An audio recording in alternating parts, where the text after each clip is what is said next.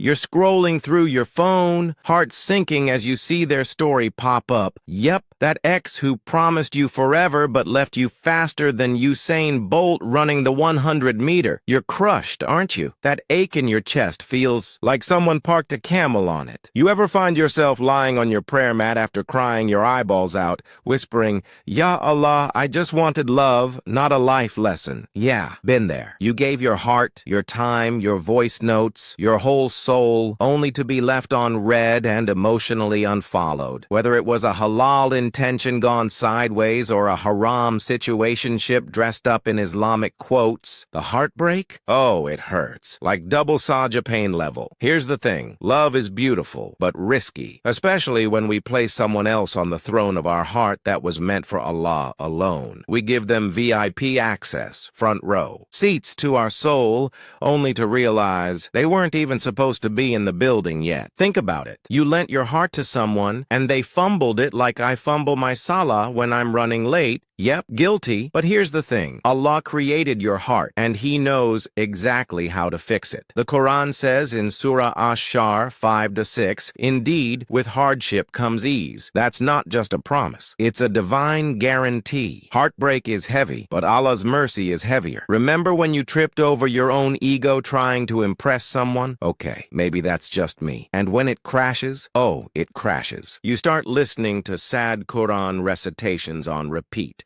scrolling through their old messages like it's some lost surah, checking if they viewed your story. They didn't. Ouch. Point is, every tear you shed is seen by Al-Sami, the all-hearing, and every dua you whisper is answered by Al-Mujib, the responder. Your pain isn't wasted. It's a bridge to something better, but you're not alone. Let me tell you, even the best of people had heartbreak. You think you're the only one who gave their heart and got hurt? Let's talk about Prophet Yaqub, peace be on him. His son Yusuf was taken away. Years passed. No WhatsApp location, no Find My iPhone, nothing, just pain. And what did he say? "I only complain of my suffering and grief to Allah." Surah Yusuf, verse 86. Did he curse the world? No. He turned inward, straight to the divine. Because Allah, the Almighty, is not just the creator of love. He's the healer of hearts. And healing doesn't mean pretending you're okay. It's okay to cry. It's okay to feel. Even Prophet Muhammad, peace be upon him, shed tears when he lost loved ones. You're not a failure because you feel deeply. You're a human with an extra soft heart, mashallah. But now it's time to heal. Not just emotionally, spiritually too. Step 1. Return to the source, the one who gifted you the heart in the first place. The one who says, "Verily, in the remembrance of Allah do hearts find rest." Surah Ar-Rahman 28. That means your peace isn't in their reply. It's not in closure. It's not in stalking their engagement pics 6 months later.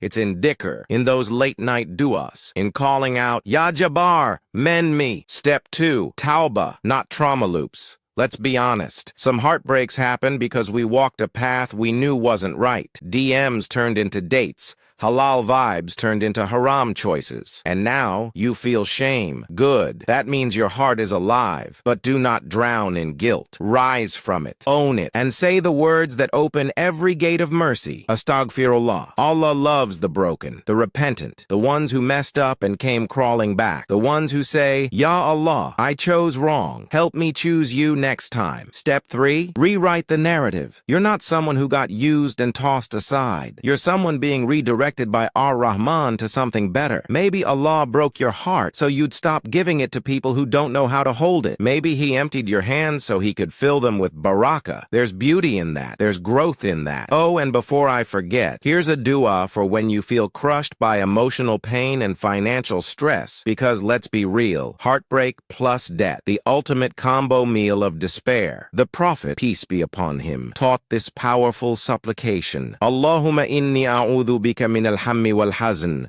wal-ajzi wal-kasal, wal-bukhli wal-jubn, wa-dal-id-dayni wa-ghalabati rijal. O Allah, I seek refuge in you from anxiety and grief, from weakness and laziness, from miserliness and cowardice, from the burden of debt, and from being overpowered by men. Memorize it, whisper it, cry it. Let it become your sword and your shield. Now take a breath. This heartbreak isn't the end of your story. It's the prologue to something epic. You've got a heart that can love, that can break, and with Allah's help, that can heal. So next time you feel yourself falling for someone, pause and make sure your feet are standing on tawakkul first. Because listen, romantic love is sweet, but divine love, that's eternal. That's the kind that doesn't ghost you. So, what is the move? Get up, wash your face, pray your fajr, block the heartbreak, unblock your du'as, refill your soul with Qur'an, dua, coffee, and a new journal. And remember, if you trusted someone with your heart and they broke it, don't worry. You're now free to give it fully, back to the one who never lets it shatter. Now that's what I call a plot twist. Let's bounce back with Bismillah and say, Ya muqallib al-qulub, thabbit qalb ala dnik. O turner of hearts, keep my heart firm on your deen. Allah, my heart's a chaotic group chat. You be the admin. Ma salam.